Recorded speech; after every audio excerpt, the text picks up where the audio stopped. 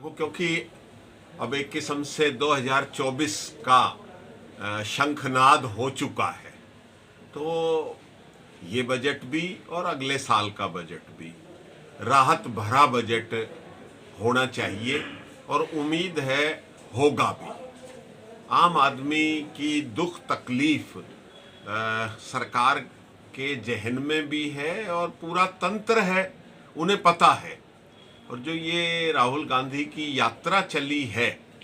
इससे भी जो चीजें छणकर आई हैं, मतलब कांग्रेस को इसका फायदा हो ना हो, लेकिन सरकार उस फीडबैक से जरूर सबक सीखेगी और आम आदमी को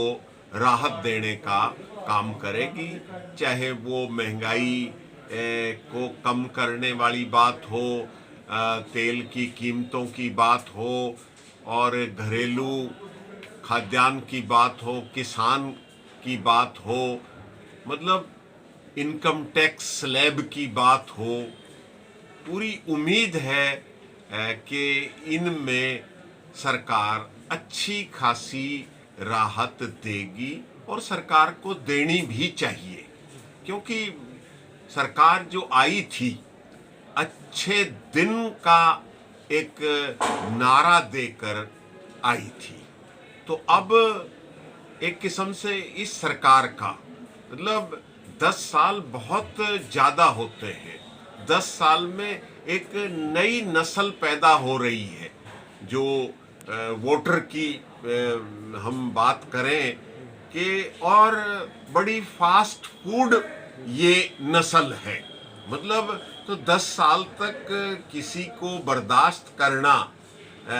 इस नई उम्र की इस फसल के लिए बहुत दिक्कत भरा रहता है। तो इसलिए ये बजट हमें पूरी उम्मीद है कि ये राहत भरा बजट होगा। 2023 में भी, 24 से पहले 2023 में भी 9-10 राज्यों में चुनाव होने हैं। तो वो एक किस्म से जिसको कहते हैं, ये अपने पॉलिटिकल भाषा में कि सेमीफाइनल है 2024 का, और 2024 भी फाइनल है, क्योंकि 2024 एक किस्म से हर्डल भी है। इस जो मैंने बताया ना कि अब 10 साल बर्दाश्त किया है लोगों ने, जो कष्ट सहे हैं, बीच में कोरोना काल भी आया और भी कई चीज़ें आए, और सरकार की नीयत मंशा,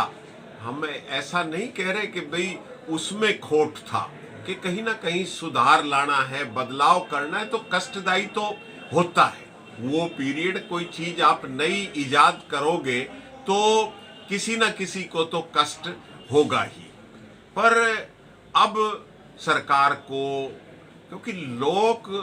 कल्याण जो है, वो हमारी डेमोक्रेसी जो है ना भारतीय संविधान में, वो जन कल्याण पर आधारित है, ना कि उद्योग नीति या उसका व्यापारीकरण और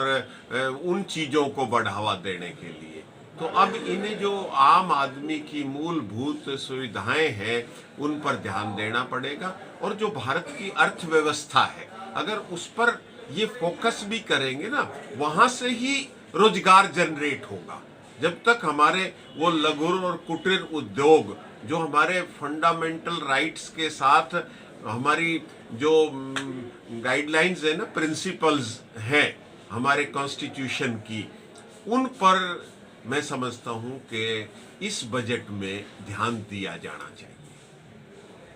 देखो, पहले तो जो हमारा रसोई का जो खर्चा है वो विद इन लिमिट होना चाहिए। उसकी जो जितनी भी उसमें काम में आने वाली चीज़ें डेली यूज़ की, वो सस्ती होनी चाहिए। पहले तो मेरा ये मानना है। और दूसरी बात ये है कि क्योंकि आम आदमी वो 20 से 25 हज़ार रुपये या 40 हज़ार रुपये महीना कमाता है, तो ये जो बजट सरकार ने देखना चाहिए वो आम आदमी को ध्यान में रखते हुए देखना चाहिए, ना कि पैसे वालों को ध्यान में रखते हुए। क्योंकि बहुत कम लोग ऐसे होते हैं ये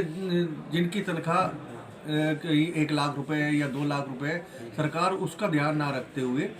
उन आदमियों को जो मध्यम वर्ग के हैं और जो बेचारे गरीब हैं उनको रखते हुए आटा चीनी इनके भाव बिल्कुल है ना रीजनेबल होने चाहिए, ताकि आम आदमी की ये गिरफ्त में ये बजट रहे।